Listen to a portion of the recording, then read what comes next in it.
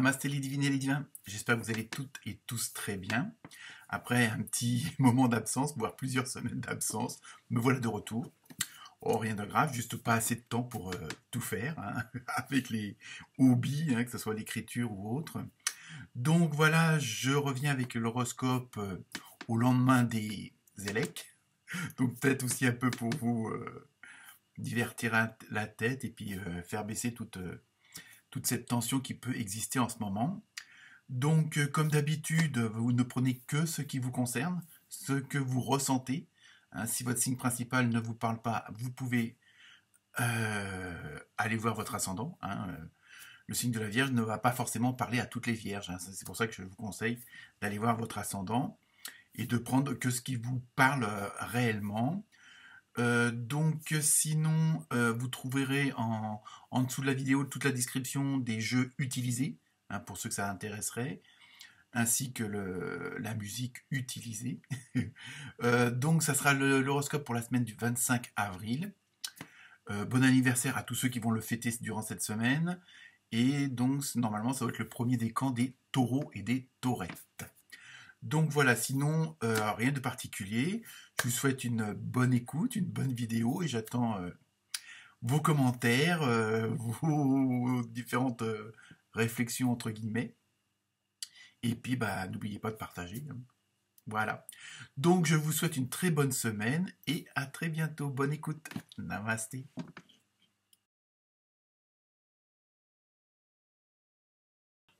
Namasté les balances.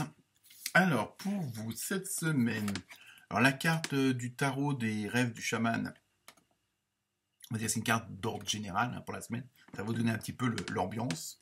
Et vous avez eu le pont céleste.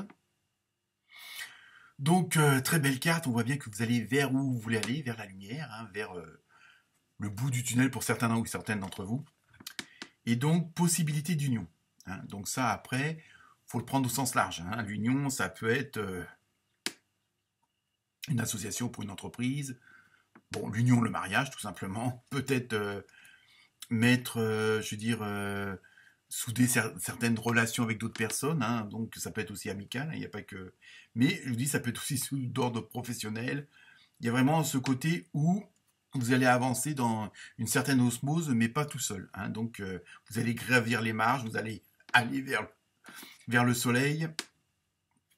Mais bon, je pense qu'il y a un côté où il y aura sans doute un rapport avec le sentimental, dans le sens, bon, vous pouvez avoir des sentiments, mais je veux dire, des émotions. Hein. Donc, ça peut être des émotions avec vos collègues de boulot, quoi, je veux dire, parce que vous entendez bien, il y a une certaine osmose au niveau du travail, vous vous complétez bien, enfin bref. Pardon, vous voyez, c'est l'émotion. Donc, bonne semaine, hein. Très bonne semaine même. Mais ça va être surtout axé sur le relationnel, on va dire. Ensuite, avec les fées, oracle des fées, vous avez accepté vos sentiments. C'est ça? Oui, c'est ça. Soyez honnête envers vous-même. Vous seul savez ce que vous désirez vraiment. Donc là, c'est pareil. Donc, si vous voulez cette fameuse union, peut-être qu'il faut aussi, bon, bah, même si c'est une demande en mariage ou pas, hein, je veux dire, il faut être clair que les autres sachent ce que vous pensez, ce que vous aimez, ce que vous avez envie. Hein, que vos sentiments soient clairs, mais je veux dire au sens large du terme. Hein, bon, si vous n'aimez pas le comportement de quelqu'un, bah, d'aller lui dire, ça peut être ça aussi. Hein.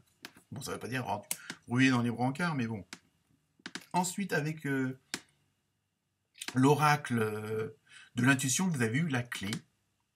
Alors, bon, sans doute, tout peut arriver dès que vous êtes consciente ou consciente de vos potentialités.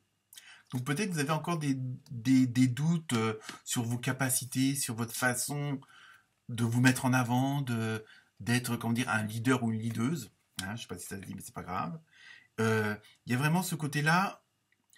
En fin de compte, la clé, c'est vous. C'est-à-dire, si vous osez, entre guillemets, avouer, révéler ce que vous ressentez, ce que vous avez envie, hein, je vous dis, mais vraiment dans tous les domaines, hein, c'est pas que le sentimental.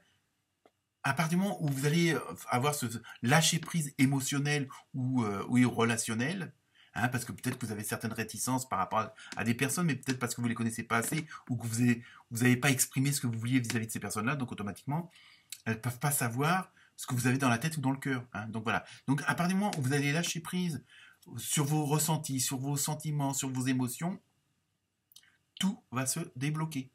Donc la clé, c'est vous. Ok? Bon, je sais, c'est facile à dire, mais bon. Mais voilà, je veux dire, après, à vous d'en faire ce que vous voulez. Hein. Vous voulez, pardon. Ensuite, avec l'oracle des gardiens de la lumière, vous avez eu Kalima. Donc, avec affronter la peur. Des changements spirituels majeurs se déroulent. Voici votre chance de décoller. Donc là, c'est pareil, on va prendre ça au sens large. Bon, si vous êtes dans la spiritualité, dans la foi, bon, peut-être qu'il y a certaines choses qui vous font peur parce que vous voyez qu'il y a bien autre chose. Hein. Il n'y a pas que dans ce monde, il n'y a pas que le visible, il y a aussi l'invisible, hein, le ressenti. Hein, mais ça, après, c'est selon votre foi et chacun voit ça comme il le veut. Et là, il y a vraiment, c'est pas parce que vous allez jouer l'autruche ou enfouir ou faire le déni de vos peurs que automatiquement ça vous empêchera d'avancer, quoi. C'est surtout ça.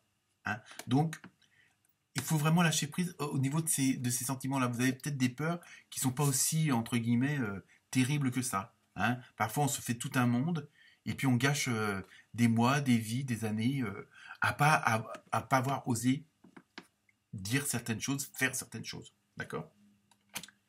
Donc ensuite, avec le tarot de l'archange, vous avez eu l'as d'Ariel. Donc c'est votre tour de chance, votre jour de chance. Ah oui, un lapsus révélateur, hein, pas innocent, on va dire. De nouvelles ressources, argent, temps et soutien, changement professionnel ou promotion. Vous voyez, vous êtes vraiment dans une dynamique. Et là, ça vient tout de suite après cette fameuse carte où, à partir du moment où vous révélez, vous, entre guillemets, tombez un certain masque. Et là, il n'y a pas de jeu de mots. Euh, tout l'abondance va être là dans tous les domaines.